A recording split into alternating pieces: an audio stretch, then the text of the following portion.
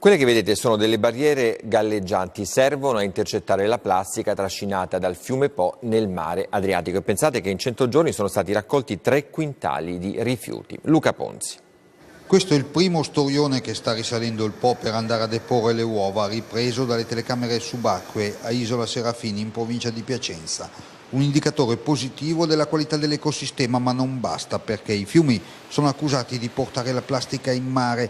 L'autorità di bacino del Po, insieme ad altri partner, per 100 giorni ha posizionato barriere galleggianti nei pressi del delta con l'obiettivo di trattenere i rifiuti. In tutto ne sono stati intercettati 3 quintali, poco meno di 100 kg erano plastica. Abbiamo raccolto pochissima plastica, quindi noi diciamo di plastica normalmente nel Po ce n'è veramente poca. Ma il Po per anni è stato utilizzato come discarica. Qui siamo a Zibello in provincia di Parma.